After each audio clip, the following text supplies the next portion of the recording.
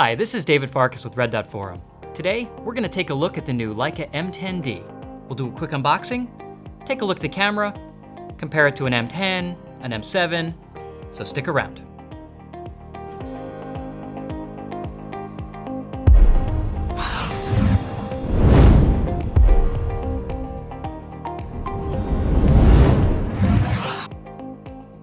Okay, so before we dive in, let's talk a little bit more about the camera. The Leica M10-D, to put it simply, is a digital camera with an analog aesthetic. Or to be a little more philosophical about it, a digital camera with an analog soul. The M10-D is based mostly on the M10P, which was just introduced about 2 months ago.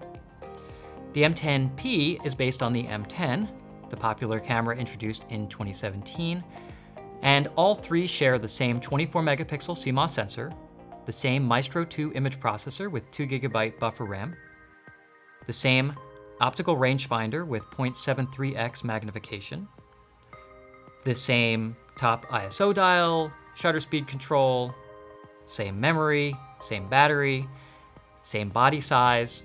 So these cameras are very, very similar.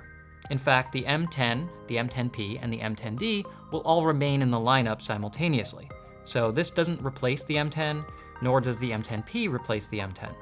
And the M10D doesn't replace the M10P. You get the idea. So where do they differ? Well, the M10D gets the quiet shutter from the M10P. It gets the matte black finish, no red dot logo on the front, the classic white Leica script engraving on the top. But the M10D lacks a rear LCD display. So gone is the 3-inch display, and in its place we find a central dial control. This controls exposure compensation, as well as functioning as an on-off switch. Additionally, to add to that analog aesthetic, on top of the camera is what looks to be a film advance lever. It actually doesn't serve a purpose to advance the next frame, which some people might have hoped for. Instead, it is a 2-position retractable thumb rest. Some people are going to like this, some people aren't. It really does look very cool. It looks a lot like a film camera, and it does provide a place to put your thumb. Some people still might prefer the thumbs up or the thumb rest from Leica, but this definitely gives you another option, and it does look pretty cool. The camera also features compatibility with the VisiFlex 020 electronic viewfinder, so you can actually use this for ultra-wide-angle lenses, long lenses, or just more precision in focusing and framing. The camera also has Wi-Fi, which allows it to be used with the new Leica Photos app. And this is really cool because you're now able to control the menus, as well as look at your images, download images from your card without having to get to a computer. So this is not the first Leica digital camera with no rear display. That honor actually goes to the Leica M10-D, which came out in 2014. That was a special edition to commemorate 60 years of M photography, right? So the first M3 was introduced in 1954. 60 years later, they had this camera to commemorate that, and it had no LCD screen. People thought, this is crazy. So crazy, in fact, they requested Leica made a production version, which was called the MD Type 262. That camera is based on the M Type 240. So that camera actually was pretty popular, and it had, instead of the dial control here, it did feature the central dial, but it functioned as an ISO dial. On the M10 generation, we actually have the ISO dial on top, so they were able to use different functionality on the back. The main drawback of the MD and of the M10-D was the fact that you couldn't control the menus whatsoever. You basically had just default settings, and that's it. On here, we're able to control auto ISO settings, white balance settings, advance, auto power off. So it's really cool that we now have that level of control, still with that analog aesthetic. So we now have the best of both worlds. So all right, so let's take a look inside and see what comes with the camera, and then we'll compare it with the M10, as well as I've got an M7 here, so we can see how it compares and holds up to a legit analog camera. All right, so let's start out. We've got our silver Leica box. Quick pull of the tab here, and just a gentle nudge of the top and it falls right open. So inside we've got our black Leica box, which I like to refer to as the dresser. Open that up. Right on top is our camera presentation box. I'm just gonna set everything aside. I pull it out and we'll go through each item one by one. Here we've got our top drawer with paperwork. And the bottom drawer is gonna have our accessories. Okay, so let's start with the top drawer. Open that up. And going through each item, we have a 3-month trial membership to Adobe Creative Cloud photography plan, which is Lightroom, Lightroom CC, Lightroom Classic CC, and Photoshop CC. After that, you are gonna have to pay for it.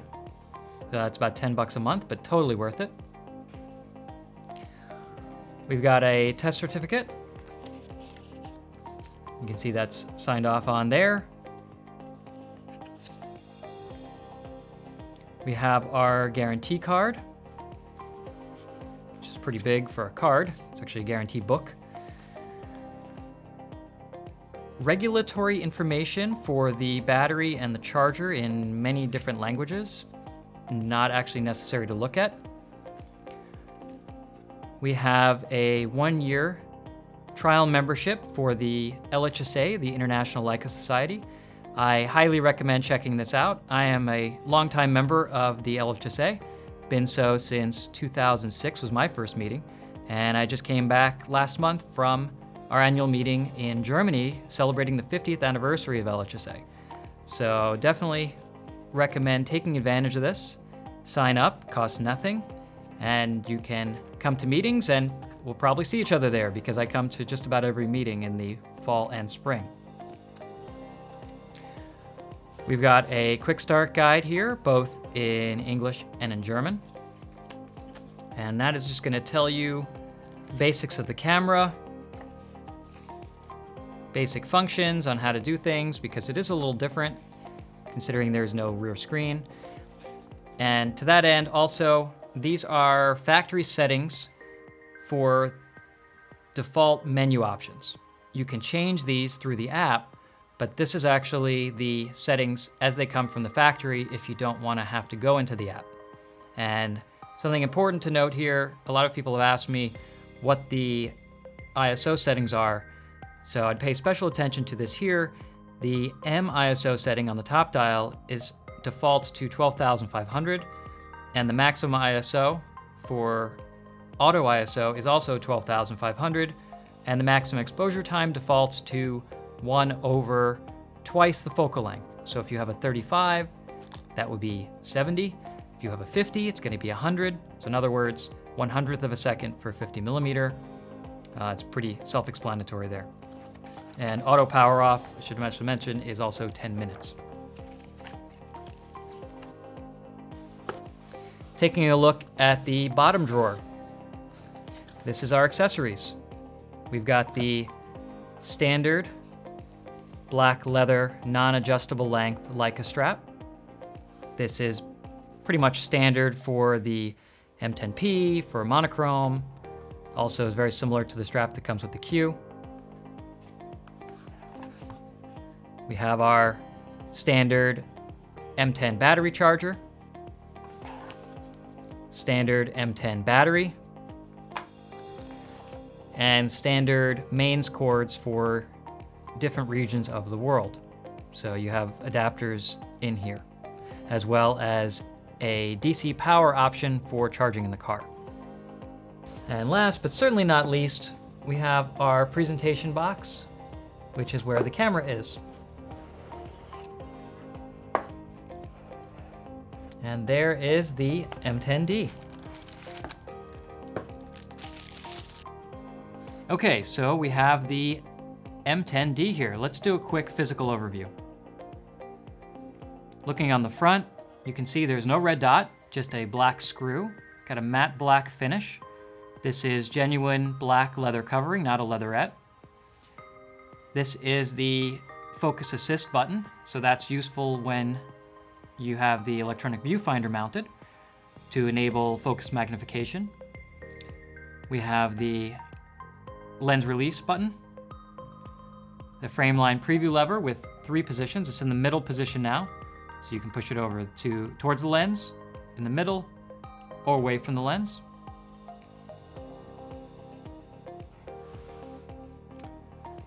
Flipping it around. Here we can see the main attraction. So this is the rear control. We've got exposure compensation, which you can set on the inside with just a single thumb, either one thumb or the other. This is very reminiscent of film cameras. And then you can see towards the top, we have a 3-position outer switch as well. So red is going to be off, on, and Wi-Fi enabled. We still have the integrated rear thumb rest as well as the thumb dial control. And this can be used in conjunction with the front focus button.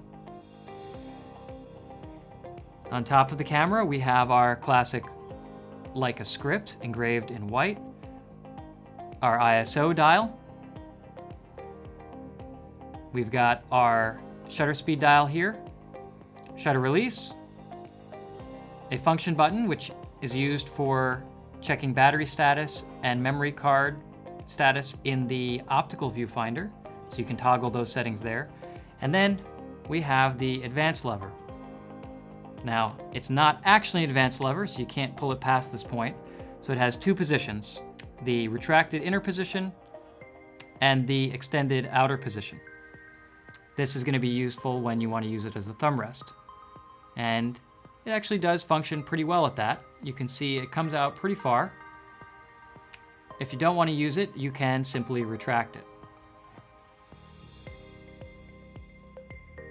Looking at the bottom of the camera, we have our regulatory information here on the base plate. Opening the base plate, something a little different. You'll notice this is a new label. Normally this is all just blacked out, but here we've actually got a QR code as well as the serial number and a password. So this is kind of cool. This is how you connect to the Leica Photos app, because the new connection method involves taking a picture of a QR code on the rear LCD. Well, there's no rear LCD, so here we have the QR code written on the camera itself. That way you can't lose it. It's not on a piece of paper. It doesn't matter where you are. If you've set it up before or not, you can always access that QR code.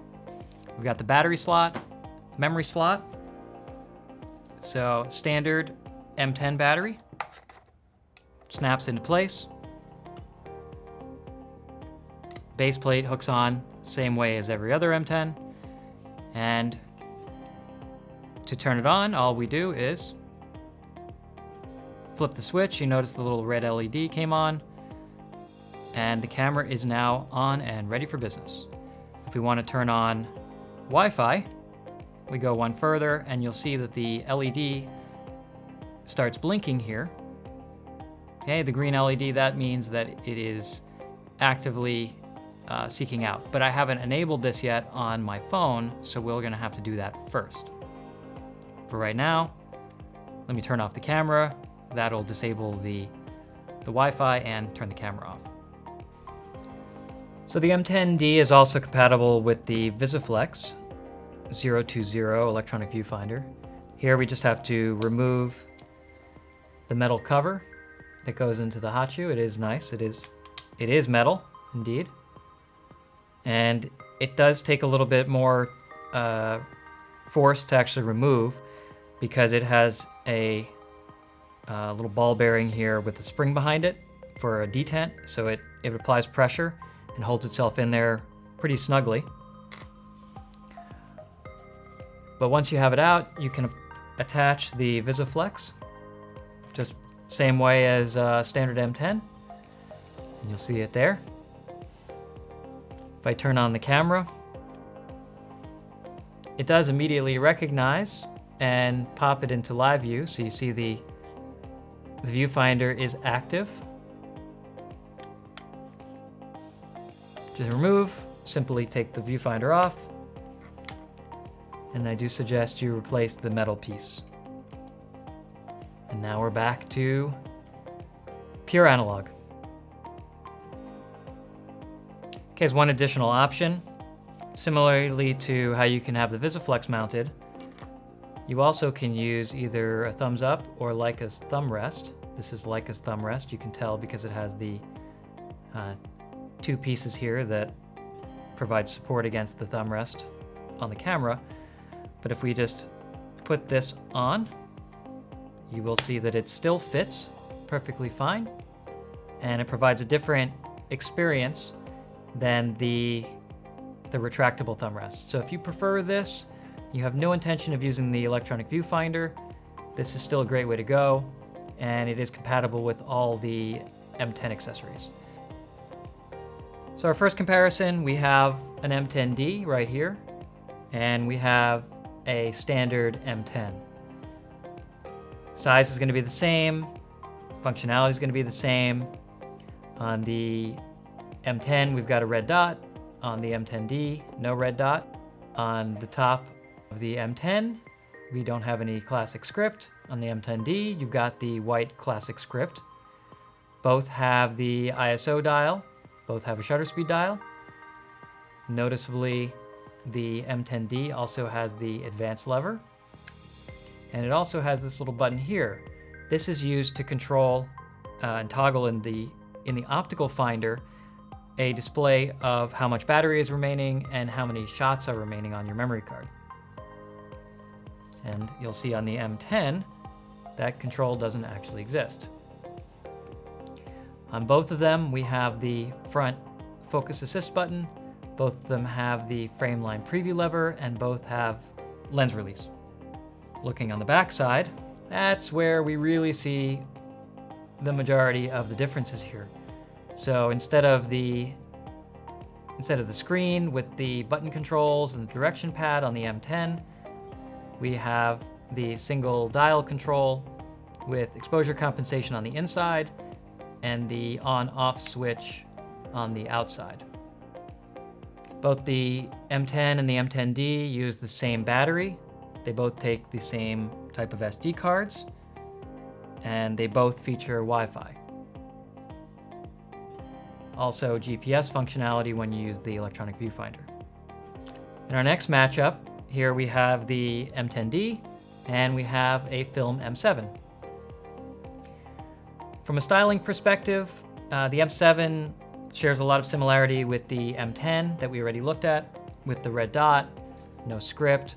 So the M10-D is actually probably a little closer to an MP or to an MA film camera. But the dimensions, you'll notice, are pretty much the same, and they both have the lever. In the case of the M7, that is actually an advanced lever. And if you don't advance it, can't take another picture. On the M10-D, you can't advance it at all, just functions as that thumb rest. And you can either use it in the closed position or in the open position. Looking on the back side, here we've got that classic dial, except in this case, you can see we've got our exposure compensation on this outside, and you have your ISO on the inside. Of course, this ISO setting isn't to control anything digital, it's just for the light meter. So it tells the light meter what ISO you have loaded in here in terms of film, and then what exposure compensation you'd like to override the meter. On the M10-D, we've got the exposure compensation dial on the inside and our on-off switch on the outside. The new Leica M10-D has now started shipping in the United States for a price of $7,995. If you're looking at picking one up, head over to LeicaStoreMiami.com. I've got a link in the description below the video, as well as right up here by clicking the I in the corner. Thanks for watching. If you liked the video, please give us a thumbs up. If you want to see more videos like this in the future, subscribe to the channel. And as always, head to red.forum.com for the latest Leica news, reviews, show reports, technical articles, and more. Until then, we'll see you in the next video.